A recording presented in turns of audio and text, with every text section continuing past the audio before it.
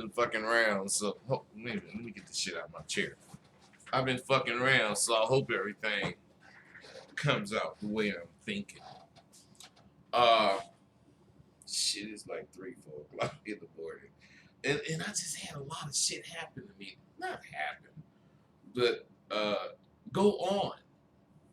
And what I be trying to emphasize to my students in SWU is that you can't let what happens in an real life situation get you off, what you've learned to be on.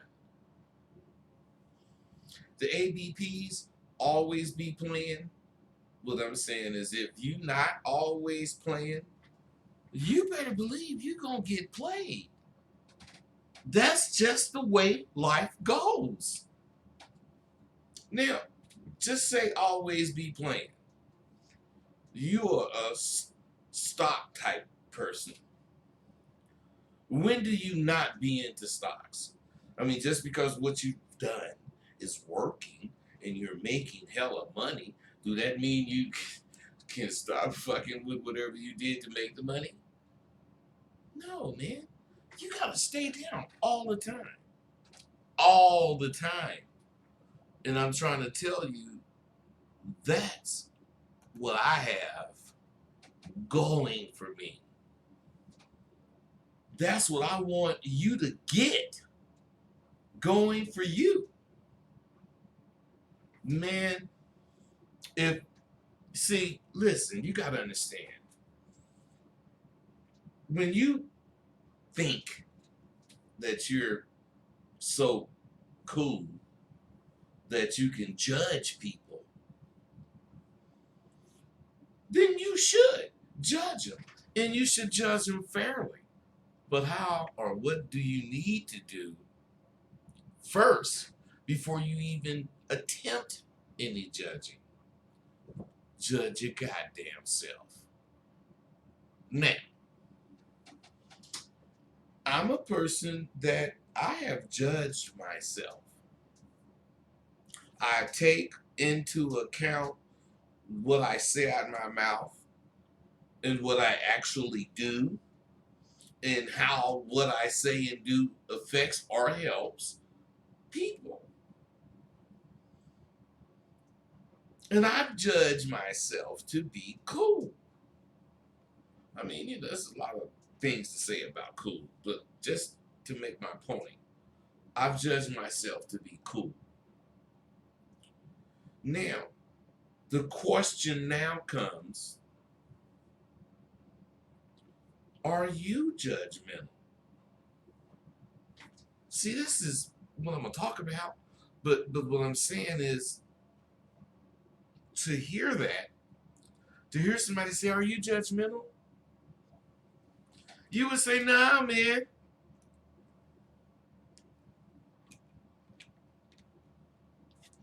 I don't judge people. I don't judge stuff. Who do I think I am? Well, let me tell you, bro. I judge shit. I judge shit the way I judge myself.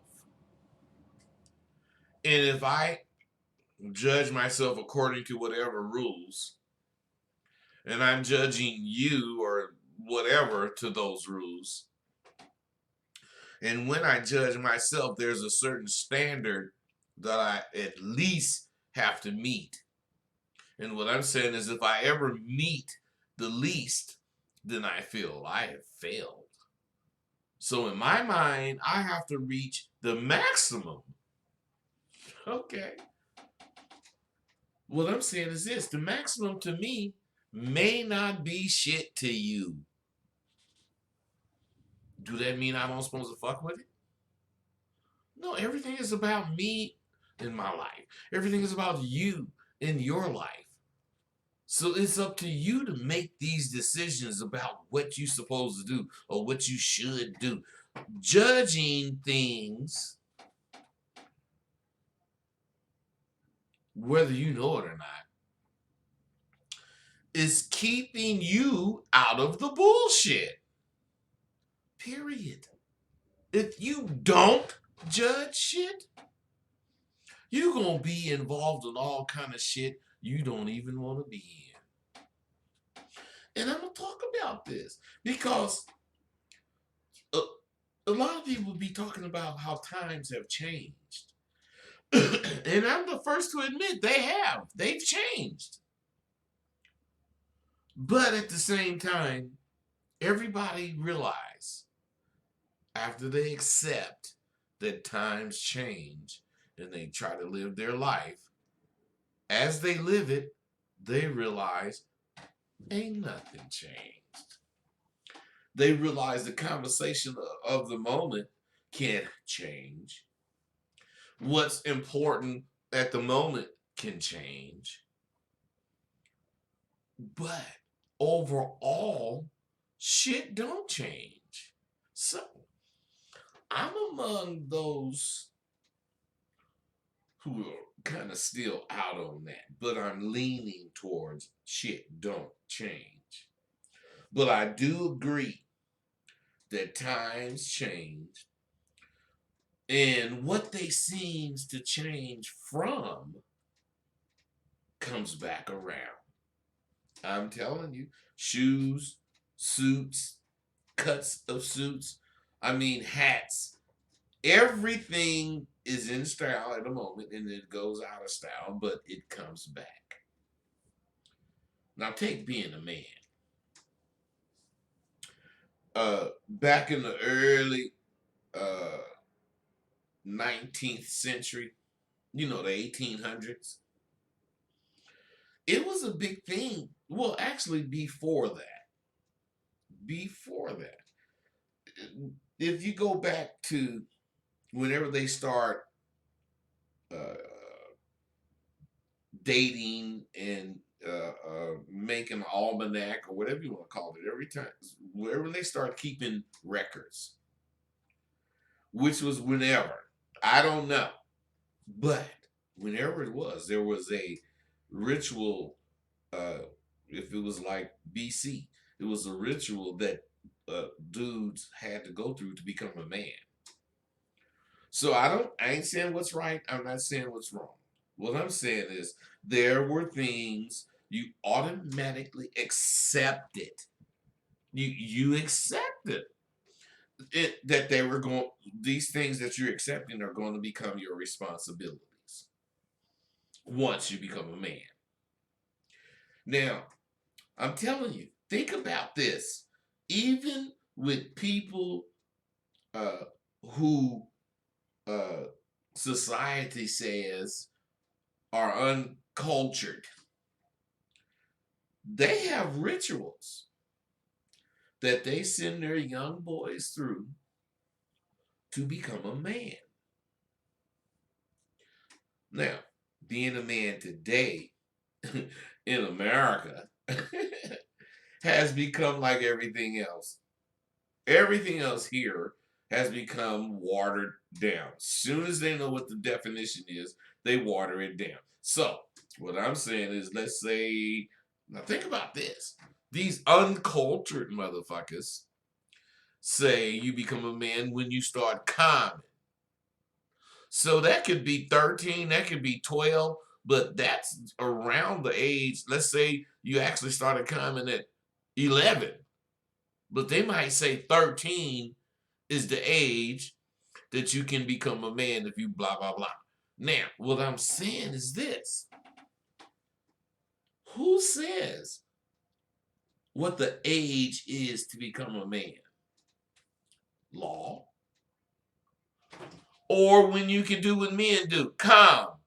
So I'm not saying make your 13-year-old man. No, I ain't saying that. What I'm saying is when it comes to nature, the natural progression of things, you become a man when you can start calming. And just because you can calm don't mean you're a man. That's why they have these rituals. That's why you have to go through whatever it is to be a man, because common shows you, qualified to be a man. But qualifying ain't being a man. You got to show what you can do. You got to do it. So, what I'm saying is this. The media and the powers that be are trying to change what being a man is. They're only trying to change it with the people who are cultured. They're not trying to change what these uncultured motherfuckers think. But we're talking about change and just being judgmental. These uncultured motherfuckers are very judgmental. They're saying, we don't want to hear shit. We don't want to learn shit. Don't come in our motherfucking territory with that bullshit. And do you know, even today, they're still the same way? They're living where they lived, surviving today on what they know. They're doing it.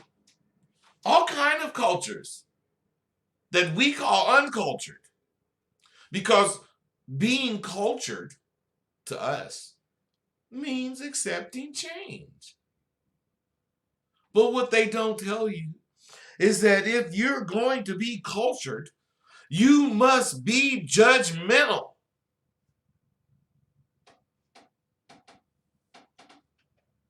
Well, if you're not judgmental, how could you say the motherfucker that haven't changed since time began is not cultured? How could you say that? So listen, you gotta understand this. The unindustrialized nations, or the indigenous, or whatever you want to call them, tribes of the world, still have these rituals to become a man. And this industrialized countries has completely abandoned, even forget what it takes to be a man, they've abandoned even being a man. Not that they gay, I'm not talking that shit. I'm saying they just want us to be people. Men and women, it doesn't matter your sex, we're just people. I mean, think about it, man. Times are hard. Times are hard. And the things have dramatically changed. Things in life, the things that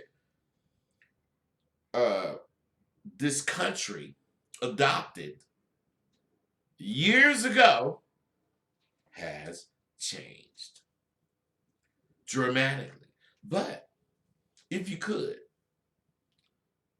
I'm saying you'd help a person on the corner with a cup asking for change. I mean, there are very few people on those corners. I mean, you might not know this. I'm 66. I'm going to tell you something. See, there's very few people on those corners who are really family people. Family people who've fallen on hard times. Now, why I say that is because back in the day when I was a kid, you would not see a junkie. You would not see any kind of hustler. You would not see none of that shit as far as standing on the corner asking for quarters. They had way more pride than that. The only people that would stand on the corner is some motherfucker that's traveling across country and he didn't, budget right. Shit happened, or let's say he traveled across country and his car broke down, blah, blah, blah. He gonna get on the corner. He gonna get on the corner. And people would help him out. Because every motherfucker don't get on the corner. That's like really embarrassing. The person that's on the corner has forsaken his pride and he's really asking for whatever he's on the corner for. So what I'm saying is that person on the corner today, which you guys don't know. You guys think they're homeless, blah, blah, blah. Indigent, blah, blah, whatever. No. They are indigent, maybe. But what I'm saying, fellas, is they're on the corner because they have learned over time that they can play on your emotions and stand there and get the money. And what happens? They get the money, go buy alcohol, go buy drugs, whatever they do. You can't say what they do. My point is this. What about that family that really is on that corner because of whatever hardships? I mean, I ain't saying you're supposed to get on the corner when you have a hardship, but if it is a situation where you are on the corner, which is what I'm saying, everything is relative. It's relative to the individual's life. Of course, I wouldn't do it, but I don't see a way I would have to do it. This motherfucker would say the same thing, but driving across the country, something happened and blah, blah, blah. It's on him. Okay, he on the corner. So what I'm saying is this. If I was sure, a motherfucker was on the corner in some sort of distress, I more than likely would offer my help with a couple of bucks, probably more. But see, most, if not all the motherfuckers I see now are hustling. This is the way they hustle for whatever their vice is. There are hella homeless motherfuckers that need whatever you gonna give. You see, if I don't look out here, if you don't look out here, you'll get swept up into some bullshit. Chasing money. See, this country is so about money that they put everything on TV or cable to expose it. Now, what I'm saying is this. At one time, even junkies had principles. They was junkies, amoral and all that, but you wouldn't see one of them motherfuckers on the corner with a cup begging. You wouldn't see it. They had principles that they wouldn't be caught begging. They gonna steal, they gonna rob, they gonna woo, whatever. They rob, lie, cheat, and steal, or work. That's right, junkies would work and fuck their goddamn money off on drugs. See, the media would show those people looking to be on top of the world, high as fuck. And others would want to do it. See, the only thing, they didn't want to work. These other motherfuckers are looking at how the motherfucker work hard, but he spend his time, some of it, not all of it, snorting cocaine, feeling good, whatever. But these motherfuckers want to snort cocaine. These motherfuckers want to shoot around. But they ain't like the corporate motherfucker who just having some fun. They on that drug. So what I'm saying is the corporate motherfucker using it, but the motherfucker that's watching shit like that, he get out there and start doing whatever can generate money. Now, what I'm saying is, at one time, a traveling family would have a car problem or whatever. Something went wrong and they need help. And they stand on the corner and hold a cup, blah, blah, blah. Today, it's all about some motherfucker hustling for some kind of fix. Taking advantage of programs that help you be a junkie. Excuse me. Junkies bring their children on the corner with them. See, people that have problems, they wouldn't do that. They would make their wife and kids, whoever, stay wherever they broke down at, and the man would get on the corner. But see, these junkies, these hustlers, they didn't ruin that. They didn't ruin it for the true family man who's suffering at the moment and is willing to swallow his pride and stand on the corner and ask for $1 or a quarter. I never would offer any assistance because if they could stand on the goddamn corner for several hours, they sure could be at McDonald's. But that's what I started thinking after I had judged them all as hustlers. Because at one time the motherfucker couldn't be at McDonald's working at for some hours because he didn't live where he broke down at. So after realizing all that shit, I decided to help the motherfuckers that was neat and looked as if they could be on hard times. But now, I done did this in motherfucking hustling, junkie, lazy motherfuckers. I seen that people, gravitate to that. This motherfucker dressing highly nicely, and I get this motherfucker $2. And he didn't buy the shit with my $2, but it was enough $2 that he got that I, wrote down and did whatever I was doing, but coming back up the same street, Nordoff, in the valley in Los Angeles, San Fernando Valley.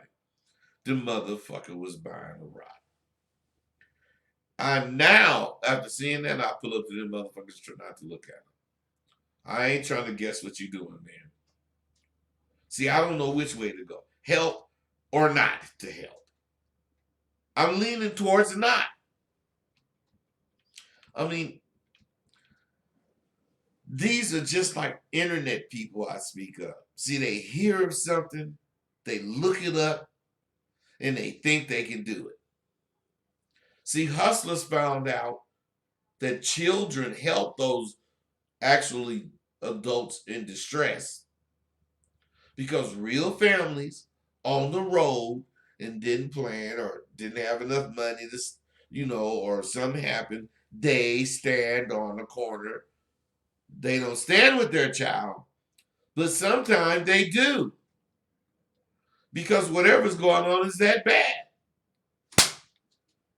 Now, embarrassed, but it's a must.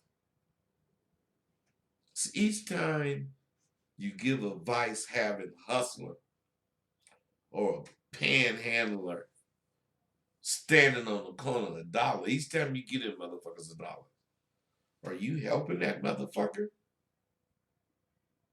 If you really want to help families who, for one reason or another, are distressed, I just think you should find a better way to do it than enabling the people on those corners. I am very judgmental, and I have judged them motherfuckers not to be worth shit to me. But I sure make 50 or 60 sandwiches and pass them out with a drink and some chips. I mean, I don't know, believe it or not, that shit is a major motivation in my life, seeing motherfuckers on the corner like that. That shit could be me. I'm only $5 away from being out there like that. I try not to dodge any of the frightening things or thoughts that my life have to offer. I surely don't want to be in any kind of bad position, but that's why I speak so highly of my parents. They didn't raise no punks who dodge every important thing in life they can. I don't know about you. I was a dodger. Are you a dodger? Are you one of the people in the world who are accountable for what you do or cause? Are you one of the people who appreciate the motivations you see every day in your life? Or are you one of those people who don't feel you are accountable for the silly shit you do in your life? See, these same people will be accountable for some act they did that was good. But they won't be accountable for everything they do. See, some people grow up to be a Dodger, which isn't a good thing. I grew up being a Dodger. Just grew up dodging shit. I keep telling you, motherfuckers, everything I believe is because I lived it. I used to be a dude, I dodged my father. Because I never knew when this motherfucker was going to catch me doing something wrong, which is dirt in his mind.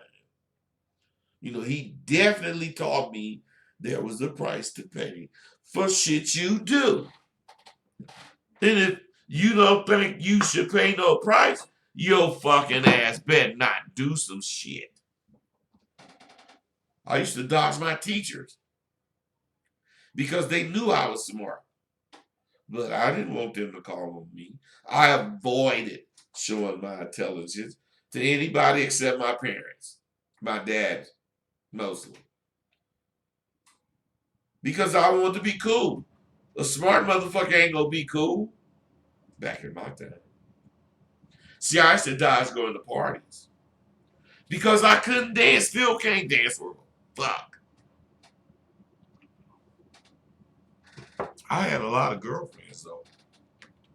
And whenever I was at a party with one of them motherfuckers, I would stop some dude walking by and tell her to dance with her. And then dance with her. And this fool would dance with whoever it was I was with. And when that record was over, that motherfucker would escort her ass over to back over to me. That's because I was motherfucking soul man. I dodged the draft. Because there ain't no fucking way I'm gonna try to dodge some goddamn bullets and bombs and shit that I can't even see. You wanna know when I stopped dodging shit? It was when I turned out. The more I saw, once I turned out, the more I saw there was no more dodging for Rosebud. And after I really saw that, because I wanted to be in this game, I wanted to be a pimp. Man, and I saw from the dudes that I was witnessing, they came straight ahead at shit. So I started meeting shit head on. And if the shit wasn't strong enough, I was running it over. The game taught me, or should I say, forced me to accept that dodging shit wasn't cool. My big brothers, I mean, I got, six brothers, the 7 boys. One of them younger than me, the rest are older than me. The ones that's, even my younger brother, because he was sharper than me. My brothers instilled that kind of shit. Dodging shit ain't cool. They instilled it in me. And over the years, until I turned out, I wasn't 100% living up to that. And since the beginning, I wanted to be cool. It took me turning out to accept that, that I really wanted to be cool. And since then, I ain't dodged shit in no 45, 50 years. So who do I love for being me? I owe my position in life first to God, and second to me. I'm the one who doubted, but pressed on. Filmo Slim, I mean, people like, I'm the one that had to endure the uncertainty of the life I chose. I mentioned Filmo Slim just now, but I'm saying the uncertainty that's in that game. I was just lucky. And I had men like Filmo Slim, Delano, Shantae, Joe Cato, Cricket, and many others to idolize. I was so fucking lucky because I had my father who instilled in me I could be the president of the United States, or at least the president of my own fucking company. I also owe my position to a brother named Michael McGriff. May he rest in peace. He's passed. But he pushed me. He pushed me to pursue my education. I mean, this motherfucker knew I was a pimp. He knew I was a pimp ass nigga. But he also knew me as a person before I turned out. And he knew when I was ready, I was going to pursue this treasure that I've caught as far as instructing. There's many men I owe my position in life to right now. And to each one of them in my own way, I thank them. And most of them I thanked personally. But there's a few that God called before I realized how much they meant to me. And if that's the case, I'm thanking them all now. I salute all kinds of shit with you guys. Today, I'm saluting Clinton and Lena Dixon Sr., my wonderful parents. They're the ones responsible for driving me to excellence in anything I do. I know I'm not the only one out there who had parents that wouldn't settle for second best. And if you had them as great as mine, then you were truly blessed. But what I've taken from my parents, that they're both gone, been gone for some years. What I take from both of them in their own ways is that you gotta be judgmental. You gotta judge if it's right for you to follow it or even consider following it. You gotta judge if this person is the kind of person you want to be with, or be around, or talk to. You gotta judge so much shit. But if you don't believe nothing, if you don't know yourself, how can you be brave enough to judge anything? See, the thing about that is we all know you won't. You won't judge shit. I'm gone, man.